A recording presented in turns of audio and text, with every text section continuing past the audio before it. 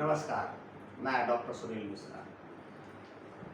आज मैं आप लोगों के आगे एक ऐसी बीमारी के बारे में जिक्र करूंगा जो हर आदमी जिससे पीड़ित है, और वो है पेट में गैस बनना। गैस बनने से आप सभी लोग जानते हैं कितनी तकलीफें होती हैं। यही गैस अगर शरीर में फैलती है तो जहाँ भी पार्ट्स वीक होता है वहीं दर्द शुरू हो जाता है, चाहे पेट में हो, चाहे सर में हो, चाहे कंधे में हो, चाहे पीठ में हो, चाहे कहीं भी हो, वो दर्द शुरू होता है। तो और इसके अलावा लीवर, किडनी, हार्ट, इन सब पे भी इफेक्ट डालता है। डाइजेस्टिंग सिस्टम तो बिल्कुल ही फेल हो जाता है। और गैस बनने का कारण क्या होता है कि आपकी आंतों का साफ ना होना। जब आंतें साफ नहीं होंगी, कब्ज रहेगी, तो हमारे साथ में हमेशा डाइजेस्टिंग होगा नहीं, तो गैस जरूर बनेगी। और गैस जब बनेगी, डाइजेस्टिंग सही नहीं हो रहा है, कब्ज रह रही है, तो आप समझ सकते हैं कि शरीर के अंदर ब्लड भी नहीं बनेगा, शरीर में खून की नहीं बनेगा, तो आप हर पार्ट्स वीक होने लग जाता है। तो कहने का मतलब ये है कि गैस नहीं बननी चाहिए, डाइजेस्टिंग सही होनी चाहिए, लीवर, किडनी हमारे ठीक होने चाहिए, तो ये सब चीज़ होनी चाहिए। और इस सबको रोकना बहुत आसान है, थोड़ी सी मेहनत और इन सारी बीमारियों से छुटकारा। तो मैं आज आप लोगों को वो चीज़ें बताना चाहता हूँ जिनसे हम गैस से छुटकारा पा सकते हैं और लगभग इन सब समस्याओं से छुटकारा पा सकते हैं। सबसे पहले तो आप समझ लीजिए, गैस बनने का कारण होता है कब्ज। यानी कि कब्ज का मतलब पेट साफ नहीं होना, लैट्रिन सही नहीं होना। उसके पीछे भी कारण होता है कि हम लोग कैसे लैट्रिन करते हैं, कैसे बैठते हैं। आजकल आप समझ सकते हैं इंग्लिश टॉयलेट, उन वालों को सबको कब्ज रहती है, सबको समस्याएं रहती हैं। तो मैं आपको बताना चाहता हूँ कि इन सब चीज़ों से बचने के लिए हमें अधिकतर कैसे बैठना चाहिए। और कुछ एक्सरसाइज जैसे ये है, इस एक्सरसाइज में हमें हमेशा 5 मिनट तो जरूर बैठना चाहिए। लैट्रिन करते वक्त ही नहीं, वैसे भी 5 मिनट 10 मिनट हमें ऐसे बैठना चाहिए। ऐसे बैठने से आप देखिए पेट पे दबाव रहता है। जब पेट पे दबाव रहेगा तो आंतों पे दबाव रहेगा, तो वो क्लियर होने की नौबत आती है, डाइजेस्टिंग सही होने लगती है। तो हमें ऐसे बैठना चाहिए। और दूसरा एक है कि आप ऐसे करके और 5 मिनट 10 मिनट ऐसे बैठने की आदत डालनी चाहिए। ये 2 एक्सरसाइजें ऐसी हैं जो आपकी डाइजेस्टिंग के लिए, कब्ज के लिए, पेट के लिए काफ़ी फायदेमंद है। तो एक तो ये हो गई, आप ऐसे बैठते हैं। और ये एक्सरसाइज में बैठ सकते हैं, प्रेग्नेंट जो लेडीजें होती हैं वो भी बैठ सकते हैं, तो उनको भी परेशानी नहीं। तो कब्ज छुटकारे के लिए एक तो ये हो गया। अब मैं आपको एक एक्सरसाइज बताता हूँ।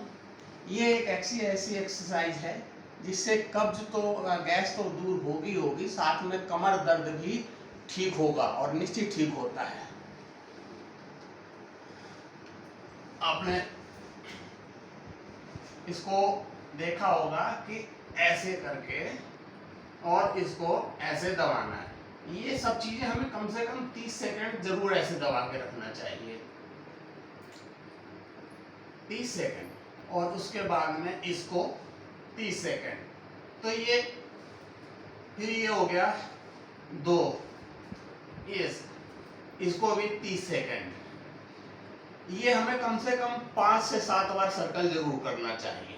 जिसके सर्वाइकल दर्द है वो तो ऐसे ही करें, और जिसके सर्वाइकल दर्द नहीं होता है तो वो इसको ऐसे कर सकता है।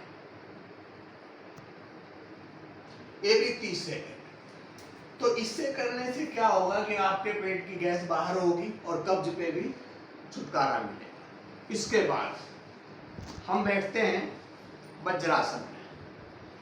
ये ऐसी सिस्टम है जिसको आप खाना खाने के बाद भी बैठ सकते हैं, खाने से पहले भी बैठ सकते हैं, कभी भी बैठ सकते हैं।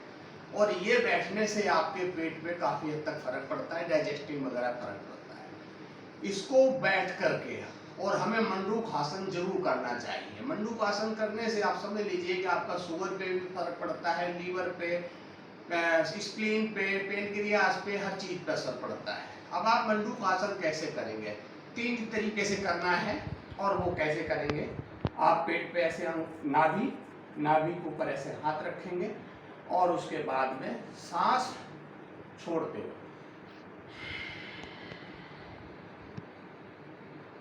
इसको भी 30 सेकंड जरूर करना, रोकना चाहिए। ऐसे रोकने के बाद में ये कम से कम 4-5 बार, 5 बार तो जरूर करना चाहिए।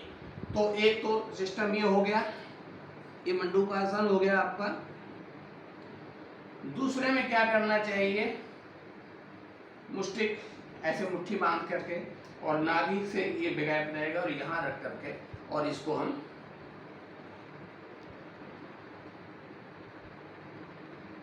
30 सेकंड रुक करके, और हमें 4-5 बार इसको भी करना चाहिए। और फिर एक आता है, आप इसको नाभि ऐसे करेंगे और नाभि पे ऐसे रख करके और इस पे देखते हुए और ऐसे।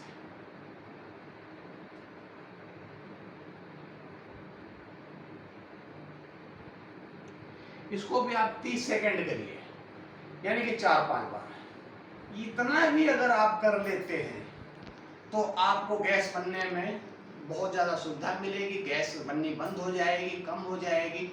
और इसका लाभ आप पहले दिन से ही आपको महसूस होगा कि पहले दिन से हो।